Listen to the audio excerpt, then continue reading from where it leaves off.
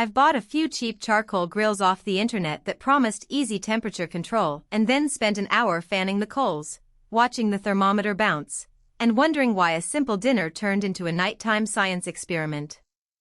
That feeling of buyer's remorse is what makes me pause before clicking add to cart on anything that claims to be smart without proof. Link is in the description if you want to check the product details on Amazon. So when I first heard about the Big Joe Konnected Joe digital charcoal grill and smoker, I asked myself, is this just another gimmick, or does it actually solve the biggest pain points that cheap grills leave behind?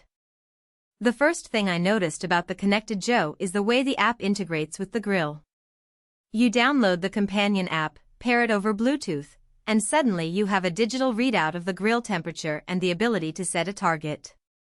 In practice, that means you can walk back inside to finish a side dish, toss a load of laundry, or check on the kids, and the grill will maintain the temperature you asked for.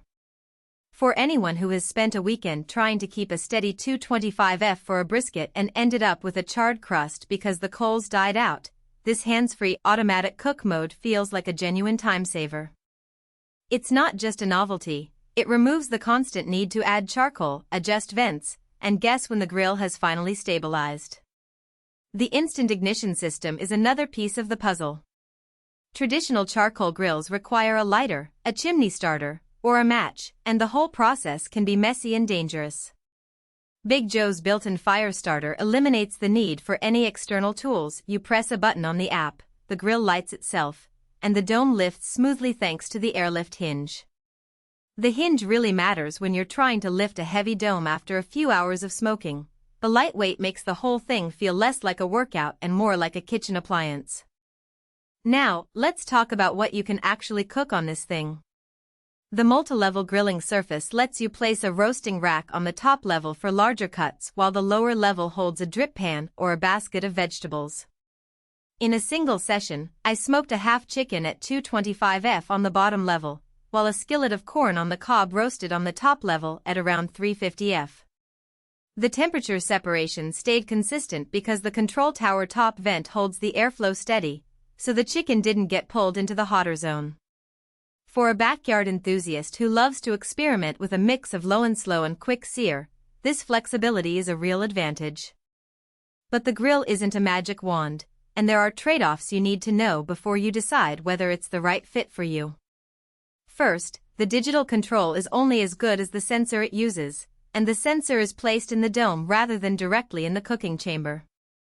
In my experience, the displayed temperature can sit a few degrees higher than the actual meat temperature, especially when you have a thick piece of meat on the lower level that blocks airflow. That means you still need a separate meat probe for precise doneness, which defeats the set it and forget it promise for some users. If you're a purist who expects the grill's internal reading to be spot on for every cut, you might find yourself reaching for a second thermometer anyway. Another practical consideration is the size of the charcoal hopper. The unit holds enough charcoal for a couple of hours of smoking, which is fine for ribs, chicken, or a small pork shoulder. However, if you plan to tackle a full brisket that takes 1,012 hours, you'll need to pause the cooking to add more fuel. The app will warn you when the hopper is low, but the act of opening the dome, dumping more charcoal, and reigniting can interrupt the smoke profile. For a casual weekend cook who does 23-hour sessions, that's not a problem. For a serious pitmaster who wants a marathon smoke without interruption, the limited hopper might feel restrictive. The grill's overall footprint is something you should measure against your patio or deck space. It's larger than a basic portable charcoal grill, but still more compact than a full-size offset smoker. If you have a modest backyard, you'll likely have room for it, but it's not something you can easily store in a small garage or bring to a neighbor's house for a quick cookout. The weight is manageable thanks to the lightweight dome, but you'll still need a dedicated spot. Who should buy the Big Joe Konnected Joe? If you're the type of person who loves the flavor of charcoal but hates the guesswork, the app-driven temperature control and automatic ignition are real value adders.